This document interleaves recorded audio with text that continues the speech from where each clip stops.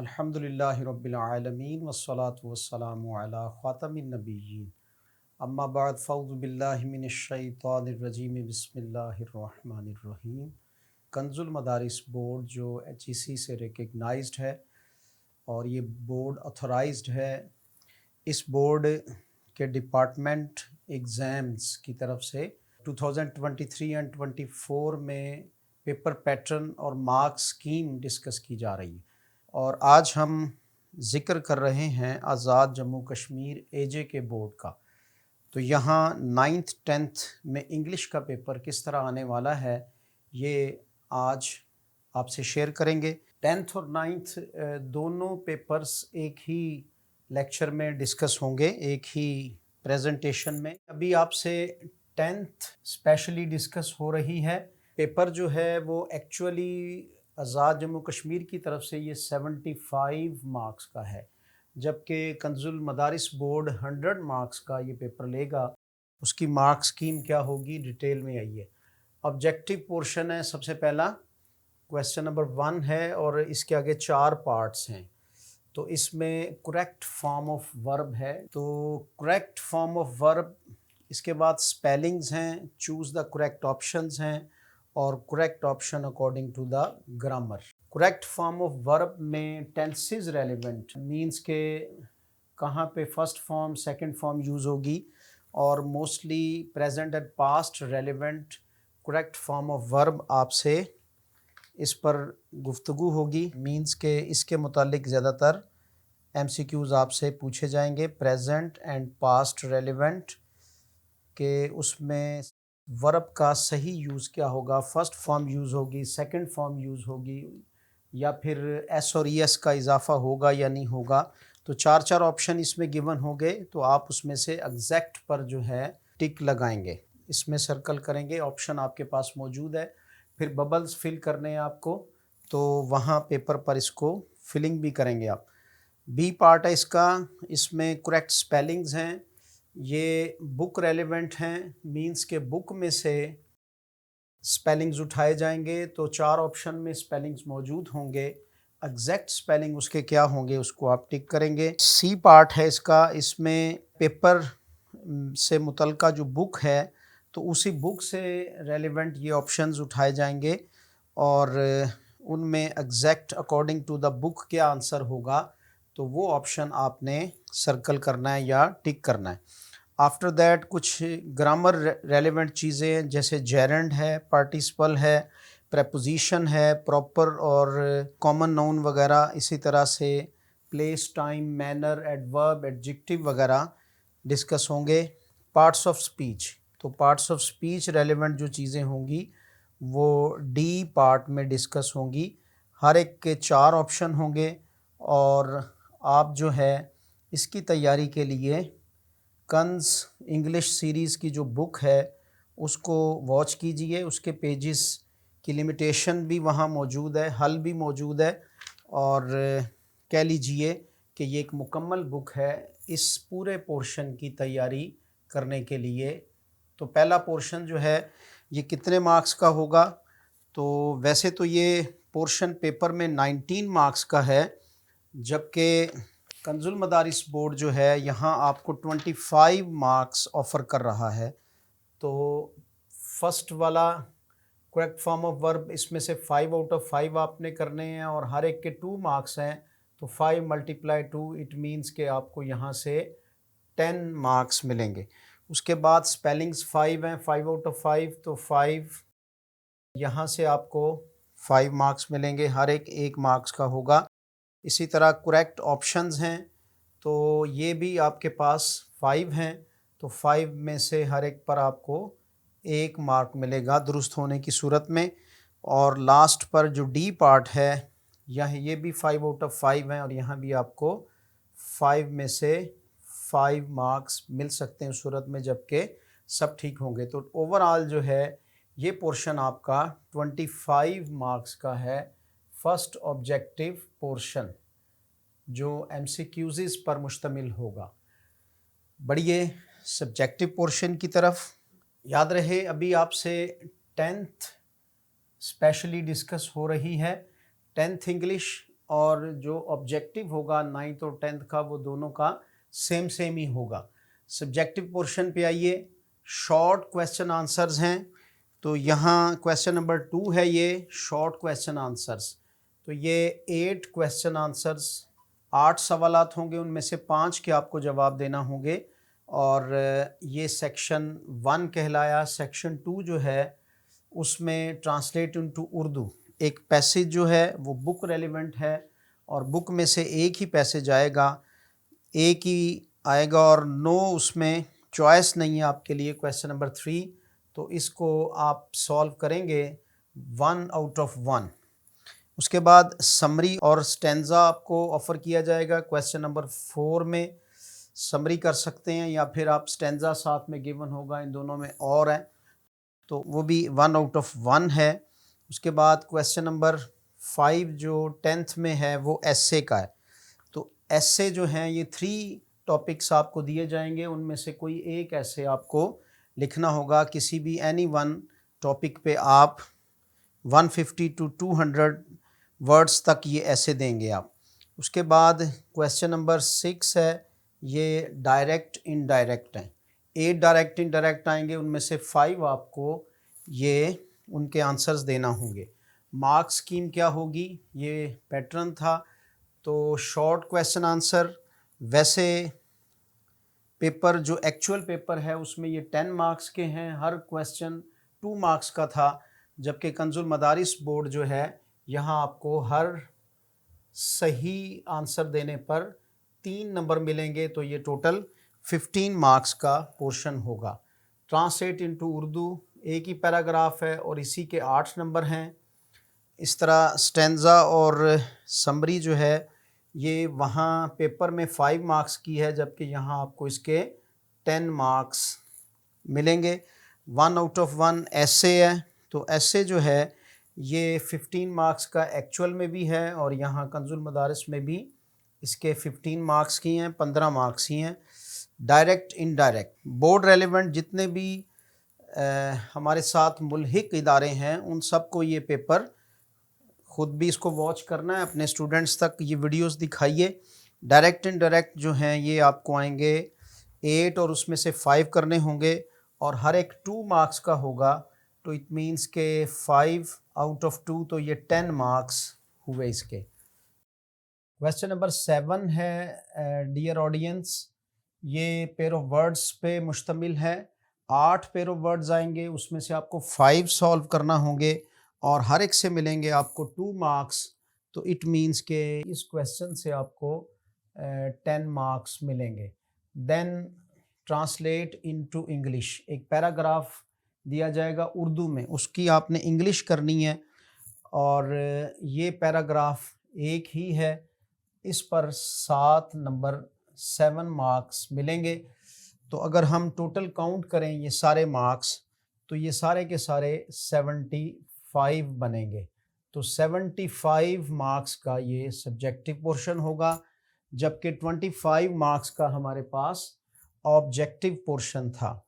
वो स्टूडेंट्स जो English medium students हैं, यानी उर्दू मीडियम और इंग्लिश मीडियम दोनों के लिए सेम ही पेपर है, तो इंग्लिश मीडियम स्टूडेंट्स जो हैं उनके लिए यहाँ ऑप्शन मौजूद है कि वो ट्रांसलेट इनटू उर्दू करने की बजाय इसको इंग्लिश टू इंग्लिश ही करेंगे, यानी इसे सिंपल इंग्लिश में चेंज कर देंगे। और यहाँ जो पैराग्राफ है, ये पैराग्राफ अगर ये उर्दू टू इंग्लिश सॉल्व नहीं करना चाहते तो अल्टरनेट में इनके लिए एक टॉपिक होगा जिस पर इन्हें 10 सेंटेंस लिखना होंगे, तो ये इन रिप्लेस ऑफ पैराग्राफ होगा, इसलिए यहाँ पर भी मार्क्स इसके 7 हैं ये। लेकिन ये उस सूरत में है कि जब स्टूडेंट वो पैराग्राफ सॉल्व नहीं करता। ऐसा नहीं है कि उसने दोनों किए हैं तो दोनों के अलग अलग मार्क्स मिलेंगे, बिल्कुल नहीं, यहाँ पर अलग मार्क्स हैं और इसके अलग मार्क्स हैं, टोटल 75।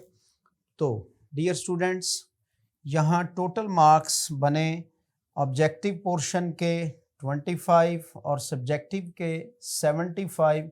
इस तरह ये पेपर जो है ये 100 मार्क्स का हुआ। पासिंग मार्क्स यहाँ पर रखे गए हैं 33 नंबर लेकर जो स्टूडेंट कामयाब होगा तो वो पास अदरवाइज़ वो इस पेपर में रह जाएगा। तो रहना क्यों है, हमें तो यहाँ 93 या 83 कम से कम स्कोर करने। तो ये पेपर पैटर्न, इसके मुताबिक आप कंस वीडियो सीरीज़ देखिए इंग्लिश में, और इसी तरह से इस इंग्लिश रेलिवेंट लेक्चर्स को देखिए, अपने टीचर्स को फॉलो कीजिए और इसकी तैयारी मुकम्मल कीजिए। ये है 10th का स्टाइल।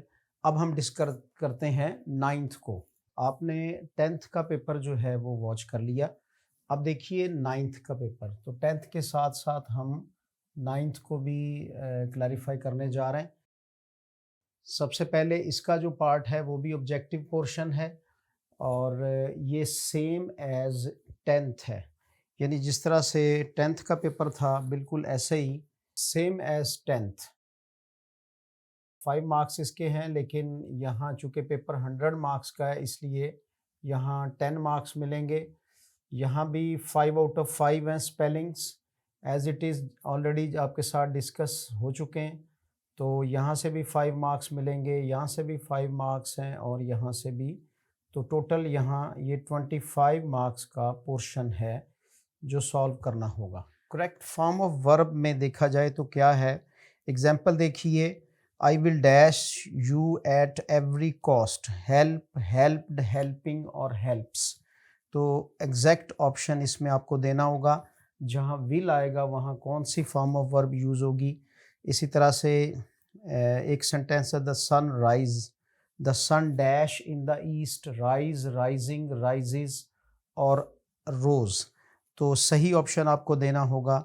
इसी तरह the teacher dash not give the test, was, did, is और।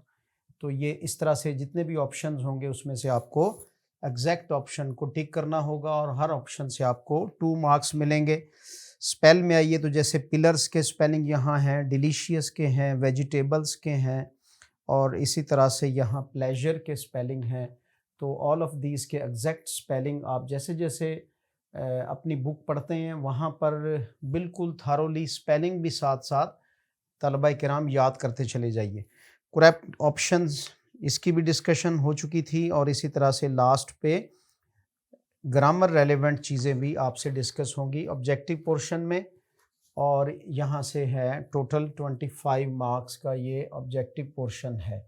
9th में 10th से थोड़ी चेंजिंग आई हैं, और वो क्या चेंजिंग है वो आपको समझना होंगी। सबसे पहले सेक्शन 1 में शॉर्ट क्वेश्चन आंसर्स 10th में भी थे और यहाँ 9th में भी हैं, और यहाँ आपको मिलेंगे 15 मार्क्स। वैसे इसके 10 मार्क्स थे, तो हर क्वेश्चन से आपको 3 मार्क्स मिलेंगे एग्जैक्ट होने की सूरत में। 15 मार्क्स का है। सेक्शन 2 पे आइए, ट्रांसलेट इनटू उर्दू।